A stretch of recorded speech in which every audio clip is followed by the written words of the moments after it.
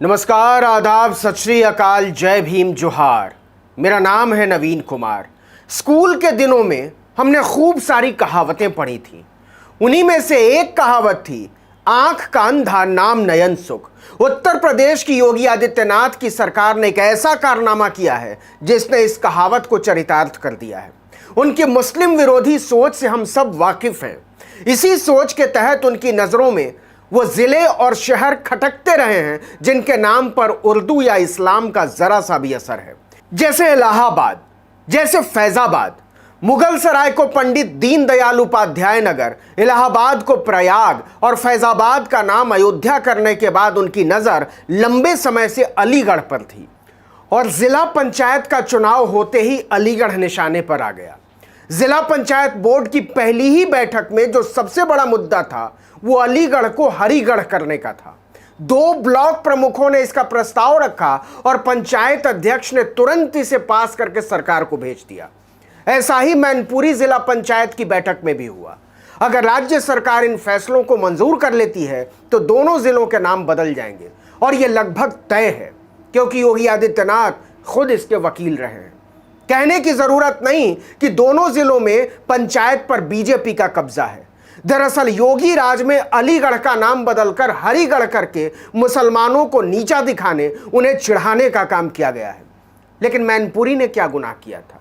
मैना तो कितनी बढ़िया चिड़िया का नाम है, एक ऐसी जगह जहां मैना गाती हो। लेकिन मैनपुरी का नाम भी जिला पंचायत ने मयनगढ़ करने का ऐलान किया है। दरअसल कुछ नेता ऐसे होते हैं जो समाज और देश की बेहतरी के लिए कुछ नहीं कर पाते तो इतिहास में अपना नाम दर्ज करवाने के लिए शहरों के नाम बदलने लगते हैं। लेकिन वो नहीं जानते कि इतिहास उन्हें नायकों के तौर पर दर्ज नहीं करता, किसी और ही रूप में दर्ज करता है। वो नहीं जानते कि इलाहाबाद को प्रयाग, फैजाबाद को अयोध्या या अलीगढ़ को हरिगढ़ कर देने की सोच इस बात पर मुहर लगा देती है कि जनता से मिली ताकत से वो जनता को ही नीचा दिखा रहे हैं, लोकतंत्र को नीचा दिखा रहे हैं, इस देश की बहुलतावादी संस्कृति और समावेशी रहन सहन को नीचा दिखा रहे हैं। आखिर क्या साबित करना चाहते हैं योगी आदित्यनाथ अलीगढ़ को हरिगढ़ करके? क्या इससे वाकई रामराज आ जाएगा?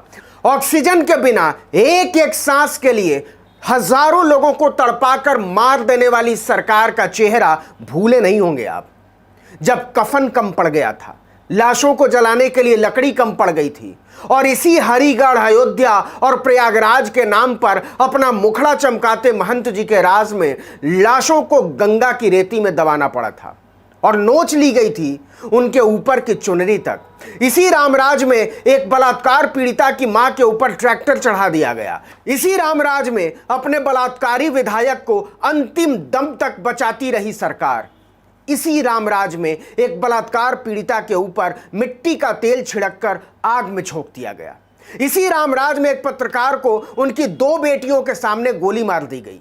इसी रामराज में भारतीय जनता पार्टी का एक सांसद जेल में जाकर बलात्कारी की आरती उतारता है, उसे जनप्रिय कर्मठ बताता है। इसी रामराज में एक दलित लड़की को पुलिस ने चोर की तरह जनता की नजरों से छिपाकर तेल छिड़ककर जला दिया। इसी रामराज में नौकरी मांगती बेटियों पर लाठियां भांजी गई हैं। इसी रामराज में एक बेकसूर डॉक्टर को 9 महीने तक जेल में सड़ा दिया गया। इसी रामराज में एक पत्रकार को देशद्रोह के आरोप में जेल में डाल दिया गया और इसी रामराज में चेन्नई से एक साधु को पकड़कर उस पर तमाम धाराएं तामीर कर दी गई। और इसी रामराज में राम जी का मंदिर बनाने के लिए खरीदी गई जमीन पर करोड़ों की बंदर बांट हुई। तो किस अयोध्या की बात करते हैं आप, किस प्रयागराज की बात करते हैं आप और किस हरिगढ़ की बात करते हैं आप? शहरों का नाम बदल देने वाले हमेशा आक्रमणकारी कहलाते रहे हैं, बर्बर शासक रहे हैं, हमलावर रहे हैं। लेकिन यह तो चुनी हुई सरकार है और जनता ने इसे इतिहास बनाने के लिए चुना था, इतिहास बदलने के लिए नहीं, किसी को चिढ़ाने के लिए नहीं। पूछिए इलाहाबाद वालों से, वो आज भी अपने आप को इलाहाबाद का बाशिंदा बताते हैं या प्रयागराज का। पिछले दिनों मेरी बहन जमशेदपुर से आ रही थी। मैंने उससे पूछा ट्रेन कहाँ पहुंची? उसने कहा मुगल सराय में खड़ी है।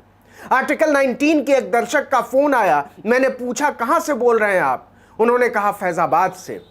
सवाल है कि आप जो कर रहे हैं वो क्या लोगों के दिलों में उतर भी रहा है, उसे हजम भी कर पा रहे हैं वो, या फिर आप अपनी दमित कुंठाओं का बोझ भारत की जनता पर डाले जा रहे हैं? यह हमारी संस्कृति नहीं रही है। संस्कृति की ठेकेदारी के नाम पर यह संस्कृति की पीठ में खंजर उतारने जैसा है। कितना जानते हैं अलीगढ़ को योगी आदित्यनाथ? उन्होंने आखिर क्या तय किया है? वो कहां तक इतिहास से बदला लेने वाले हैं? क्या वो 372 ईस्वी में इस इलाके पर राज करने वाले कोल राजाओं तक जाएंगे? क्या वो 1194 ईस्वी में कुतुबुद्दीन ऐबक तक जाएंगे? क्या वो 1541 में इब्न बतूता तक जाएंगे? क्या वो 1753 में सूरजमल तक जाएंगे? क्या वो शिया कमांडर नजफ खान तक जाएंगे? वो तय करें कि उन्हें जाना कहां तक है। जाहिर है यह कोई नियम नहीं है। शहरों के नाम बदलना एक सनक का हिस्सा है कि हम राजा हैं तो कुछ भी करेंगे। योगी आदित्यनाथ वही कर रहे हैं जो हमलावर बादशाह किया करते थे। दरअसल योगी आदित्यनाथ अपने सच से भागते हुए बादशाह हैं।